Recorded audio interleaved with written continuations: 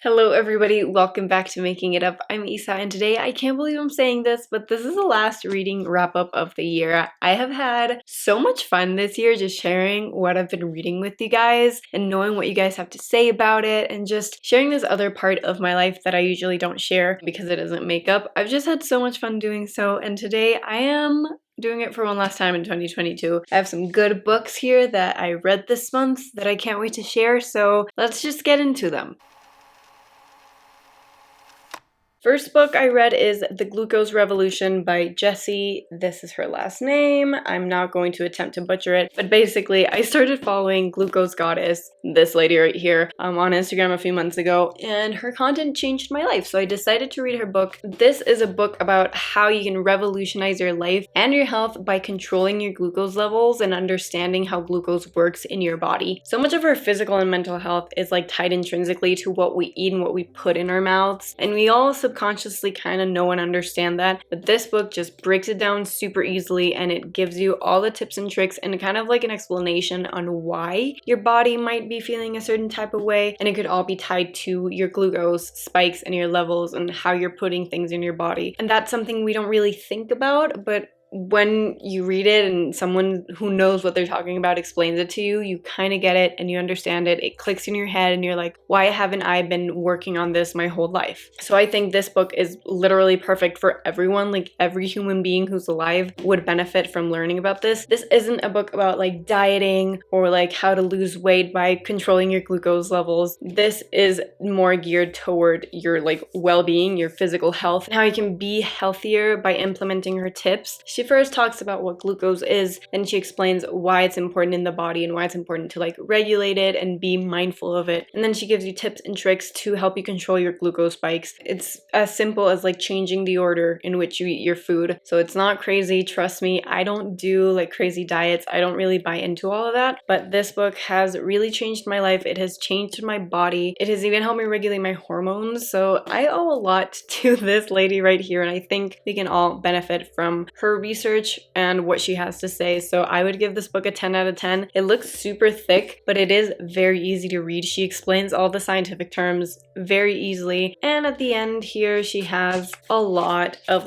recipes that you can follow. So you literally have it all. She gives everything to you, and then you can follow her on Instagram, and just her content goes hand in hand with the book, and it's never-ending information that is gonna help you live a better life. So honestly, if you want to change your life, if you want to change the way your body feels and your energy and everything, and I know I sound like a broken record, but truly this is creme de la creme. So good.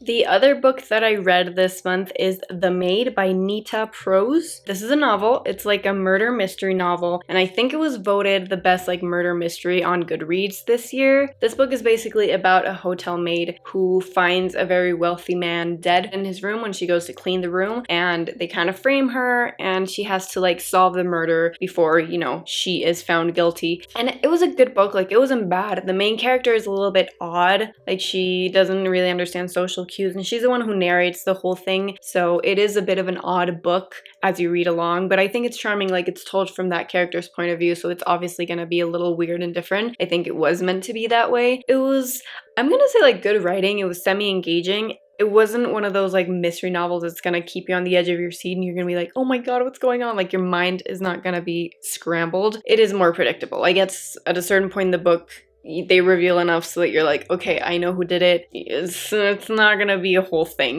There are a few curveballs in there that you're not expecting. The ending, definitely a little unexpected, but it's nothing crazy. So if you're someone who suffers from a lot of anxiety and you want something that's ooh, mystery, but it's not gonna keep you on the edge of your seat, I think this is perfect. It's a little predictable and it's kind of like a guilty pleasure, an indulgent book. It's not the best that I've read though, but it's not bad. It was a good book. I wouldn't vote it the best murder mystery. I liked it. I didn't love it, but that's just to me. It was a good book, and I had it in my want to read for so long that I was just you know what, let's just go ahead and read it. Let's see what all the fuzz is about. I didn't really understand the fuzz, but yeah, not my favorite. I'm gonna give it a 6 out of 10.